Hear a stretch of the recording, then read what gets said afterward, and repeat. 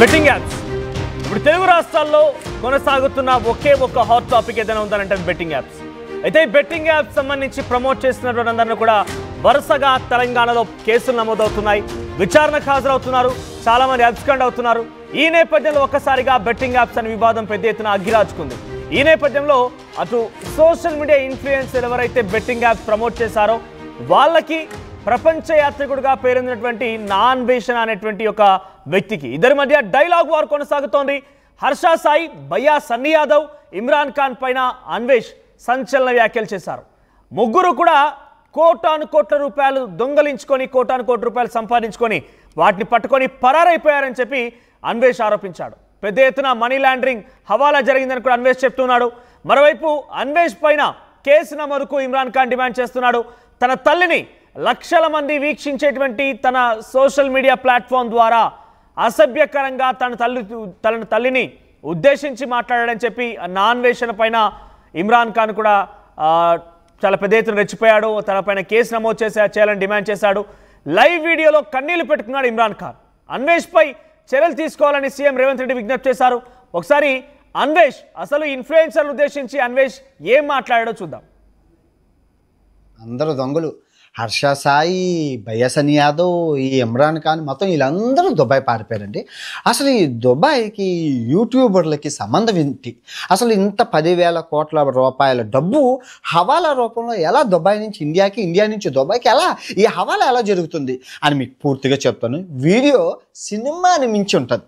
అసలు మర్చిపోండి, ఇంకా సినిమాలు కూడా దీని ముందు దగ్గర, ఎందుకంటే అంత పెద్ద స్కామ్ ఉంది. అందుకే కదా ఇప్పుడు మీరు చూసుకుంటే ఏసీబీ, సిబిఐ ఈడీ రంగంలోకి దిగింది. ఇప్పుడు ఈ ఈడీ రంగంలోకి దిగిందంటే అక్కడ మీకు మనీ లాండరింగ్, హవాలా జరిగింది కాబట్టి ఈడీ రంగంలోకి దిగింది. అది కూడా కోట్లలో రూపాయలు, 100 లక్ష 2 లక్షలు అయితే కాదు. ఇంకా చాలామంది యూట్యూబర్లు అయితే దుబాయ్ పారిపోతున్నారు. అసలు అందరూ దుబాయ్ ఎందుకు వెళ్తున్నారు అంటే వీడియో చూస్తే మీకు అర్థమవుతుంది, ప్రూఫ్లతో సహా చూపిస్తాను. ఇప్పుడు అసలు సో ఈ దుబాయ్లో అసలు వీళ్ళందరూ ఎలా చేస్తున్నారంటే మీ అందరికీ చెప్తాను. దుబాయ్ హవాలా, అసలు హవాలా అనేది ఏంటంటే డబ్బు ఇక్కడ నువ్వు హైదరాబాద్లో ఇస్తే వాడు మీ అందరూ సినిమాలో చూస్తున్నట్లు ఒక చిన్న నెంబర్ ఇస్తారు. ఆ చిన్న నెంబర్ ఇస్తే ఆ నెంబర్ తీసుకెళ్ళి సగం ఈ నోట్ని సగం చింపితే సగం అక్కడ దుబాయ్లోని, సగం ఇండియాలోని, ఆ సగం నోటు తీసుకెళ్తే మ్యాచ్ అయితే అక్కడ దుబాయ్లో మనం డబ్బు ఇస్తారు. దాన్ని హవాలా అంటారు. మీ అందరికీ తెలుసు.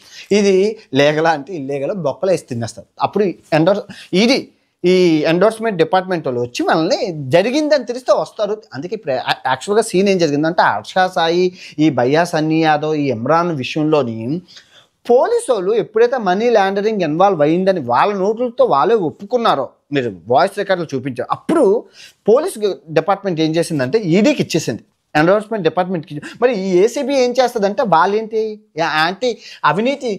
యాంటీ కరప్షన్ బ్యూరో, అవినీతి నిరోధక శాఖ చట్టం ఏంటి, లంచం తీసుకుంటే అది పని. ఎక్కడైనా లంచం తీసుకుంటే లంచం పెద్దదా హవాలా పెద్దదంటే ఏది పెద్దది? లంచం చిన్నదిరా, చిన్న చేపరా. లంచం కూడా చిన్నదే, ఇంతంత లంచం కలిపి ఇంత అవుతుంది. కానీ హవాలా అనేది బల్కులో 100 కోట్లు. ఇప్పటికిప్పుడు నేను 100 కోట్లు దుబాయ్ నుంచి ఇలా రప్పించుకోగలను. అందరూ రైట్. నా అన్వేషణ మాటలు వింటుంటే కొంత ఆశ్చర్యంగా కూడా ఉంది. అంటే ఆయన చెప్తున్న ప్రకారంగా ఒక రకంగా చెప్పాలంటే గతంలో కూడా ఈ బెట్టింగ్ యాప్స్ అనే అంశం తెర మీదకి రాకమునుపు కూడా ఇటు సోషల్ మీడియా ఇన్ఫ్లుయెన్సర్ల మధ్య గొడవలు ఉండేవి, తరచుగా తిట్టుకుంటూ ఉండేవాళ్ళు, తరచుగా పెద్ద ఎత్తున వాళ్ళు సంచలన ఆరోపణలు చేసుకుంటూ ఉండేవారు, ఒకరిపై ఒకరు విమర్శలు గుప్పించుకుంటూ ఉండేవారు, అసభ్యకరమైన పదజాలంతో దూషించుకునేవారు. సో ఇప్పుడు బహుశా అటువంటిది ఒకటి తెర మీదకి వచ్చి ఈ రకంగా పగలు ప్రతీకారాలు తీర్చుకుంటున్నారన్న ఒక చర్చ కూడా ప్రారంభమైంది.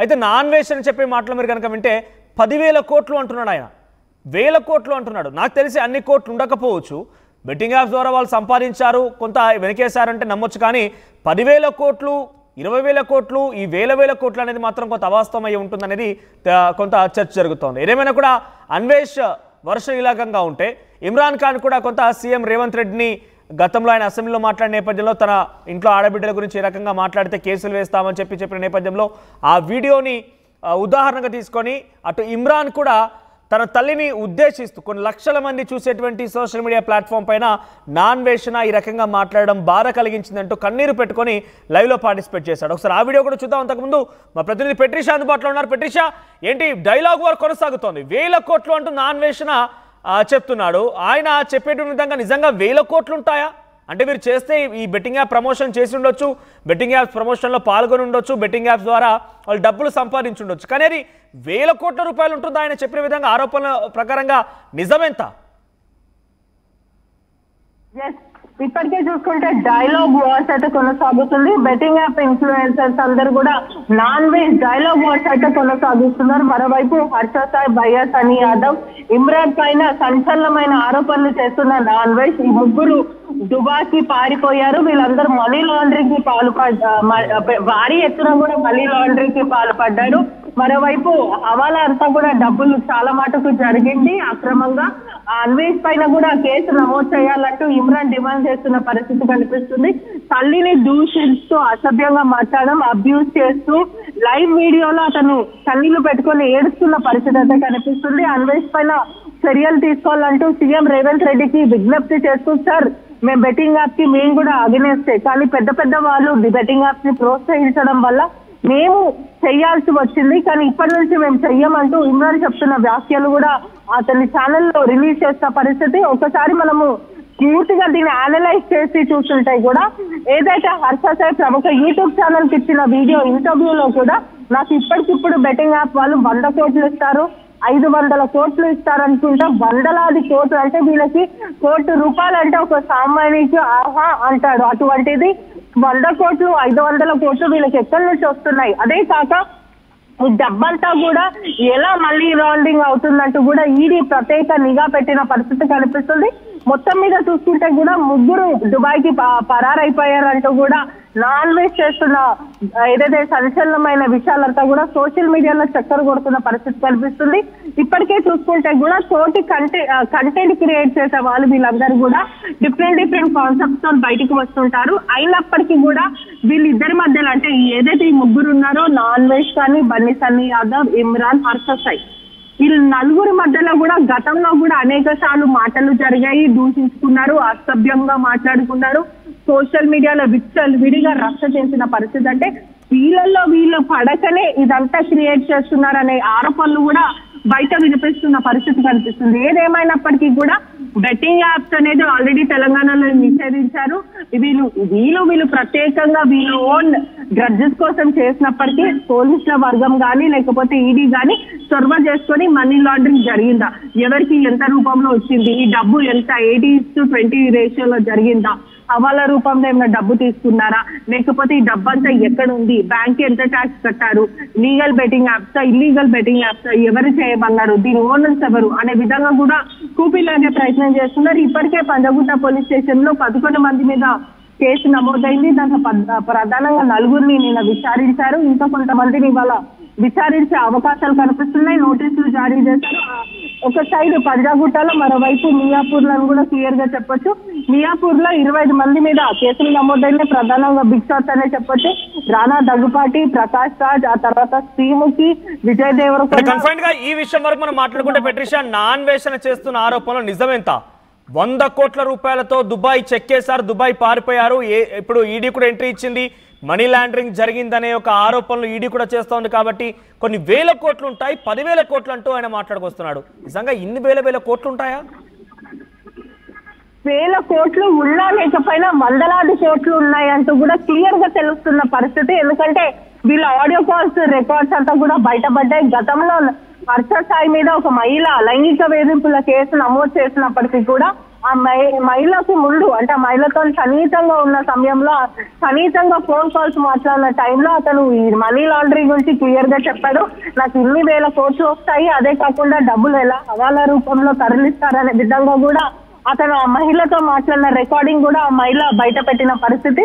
నాన్ వెజ్ దగ్గర నుంచి కూడా అంటే నాన్ వెజ్ కూడా మనీ లాండరింగ్ ఎక్కడో పార్టిసిపేట్ చేశాడని కూడా ఒక ఆరోపణలు అయితే వినిపిస్తున్నాయి. ఏది ఏమైనప్పటికీ కూడా వీళ్ళ వ్యక్తిగత గొడవని రాజకీయం అంటే పూర్తిగా వీళ్ళ ఓన్ దానికి ప్రయత్నిస్తున్నారు. రాజకీయం చేయడానికి ఆ కాన్స్పిరెన్స్ కంప్లైంట్ కూడా మనకి పూర్తిగా కూడా తెలుస్తుంది. మరోవైపు చూసుకుంటే కూడా ఏదేమైనప్పటికీ కూడా నాన్ వెజ్ బెట్టింగ్ యాప్స్ మీద చేస్తున్న పోరాటాన్ని అందరూ ఎంకరేజ్ చేస్తున్నప్పటికీ కూడా తల్లిదండ్రులని దూషించడం, సంబంధం లేని వ్యక్తులని దీంట్లో లాగడం అది ఓమాటికి తప్పు అంటూ కూడా ప్రజలు హెచ్చరిస్తున్న పరిస్థితి కనిపిస్తుంది. రైట్ పెట్రిషా, సో మొత్తం మీద డైలాగ్ వార్ కొనసాగుతోంది.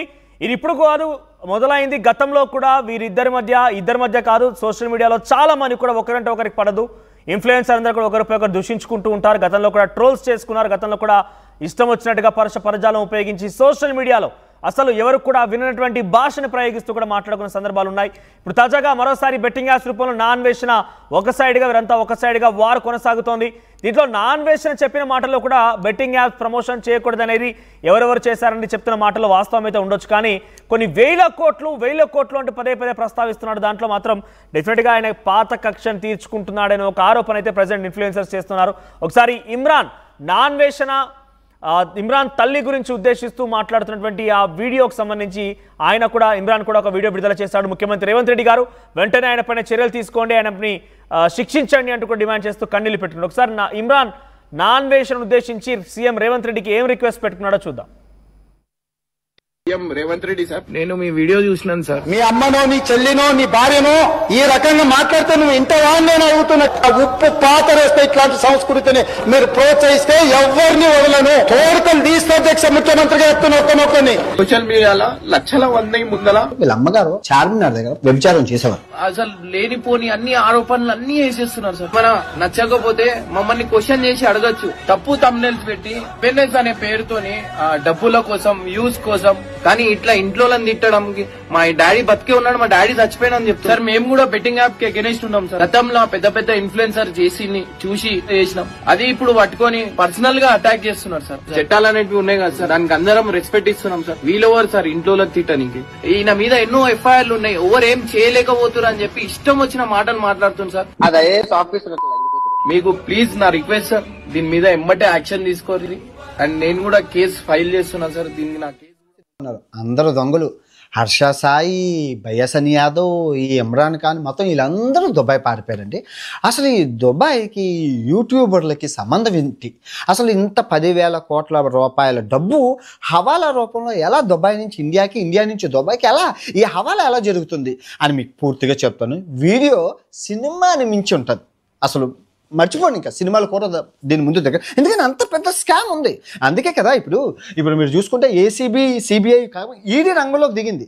ఇప్పుడు ఈ ఈడీ రంగంలోకి దిగిందంటే అక్కడ మీకు మనీ లాండరింగ్ హవాలా జరిగింది కాబట్టి ఈడీ రంగంలోకి దిగింది. అది కూడా కోట్ల రూపాయలు, 100 లక్ష 2 లక్షలు అయితే కాదు. ఇంకా చాలా మంది యూట్యూబర్లు అయితే దుబాయ్ పారిపోతున్నారు. అసలు అందరూ దుబాయ్ ఎందుకు వెళ్తున్నారు అంటే వీడియో చూస్తే మీకు అర్థమవుతుంది, ప్రూఫ్లతో సహా చూపిస్తాను. ఇప్పుడు అసలు సో ఈ దుబాయ్లో అసలు వీళ్ళందరూ ఎలా చేస్తున్నారంటే మీ అందరికీ చెప్తాను. దుబాయ్ హవాలా, అసలు హవాలా అనేది ఏంటంటే డబ్బు ఇక్కడ నువ్వు హైదరాబాద్లో ఇస్తే వాడు మీ అందరూ సినిమాలో చూస్తున్నట్లు ఒక చిన్న నెంబర్ ఇస్తారు. ఆ చిన్న నెంబర్ ఇస్తే ఆ నెంబర్ తీసుకెళ్ళి సగం ఈ నోట్ని సగం చింపితే సగం అక్కడ దుబాయ్లోని, సగం ఇండియాలోని, ఆ సగం నోటు తీసుకెళ్తే మ్యాచ్ అయితే అక్కడ దుబాయ్లో మనం డబ్బు ఇస్తారు. దాన్ని హవాలా అంటారు. మీ అందరికీ తెలుసు. ఇది లీగలా అంటే ఇల్లీగల్, బొక్కలో వేసి తినేస్తారు. అప్పుడు ఈ ఎండోర్స్మెంట్ డిపార్ట్మెంట్ వాళ్ళు వచ్చి మనల్ని జరిగిందని తెలిస్తే వస్తారు. అందుకే ఇప్పుడు యాక్చువల్గా సీన్ ఏం జరిగిందంటే హర్ష సాయి, ఈ బయ్యసని యాదవ్, ఈ ఇమ్రాన్ విషయంలోని పోలీసు వాళ్ళు ఎప్పుడైతే మనీ లాండరింగ్ ఇన్వాల్వ్ అయ్యిందని వాళ్ళ నోట్లతో వాళ్ళే ఒప్పుకున్నారో, మీరు వాయిస్ రికార్డులు చూపించారు, అప్పుడు పోలీస్ డిపార్ట్మెంట్ ఏం చేసిందంటే ఈడీకి ఇచ్చేసింది, ఎన్ఫోర్స్మెంట్ డిపార్ట్మెంట్కి. మరి ఈ ఏసీబీ ఏం చేస్తుందంటే వాళ్ళేంటి యాంటీ కరప్షన్ బ్యూరో, అవినీతి నిరోధక శాఖ చట్టం ఏంటి, లంచం తీసుకుంటే అది పని. ఎక్కడైనా లంచం తీసుకుంటే లంచం పెద్దదా హవాలా పెద్దదంటే ఏది పెద్దది? లంచం చిన్నదిరా, చిన్న చేపరా. లంచం కూడా చిన్నదే, ఇంతంత లంచం కలిపి ఇంత అవుతుంది. కానీ హవాలా అనేది బల్క్లో 100 కోట్లు. ఇప్పటికిప్పుడు నేను 100 కోట్లు దుబాయ్ నుంచి ఇలా రప్పించుకోగలను. మీ సివిల్ సర్వీసెస్ కలను సాకారం చేసుకోవడానికి Vishnu IAS academy general studies prelims cum mains batch, anthropology, sociology, PSIR optionals April 21న ప్రారంభం. Join Vishnu IAS academy, fulfil your dreams of serving nation.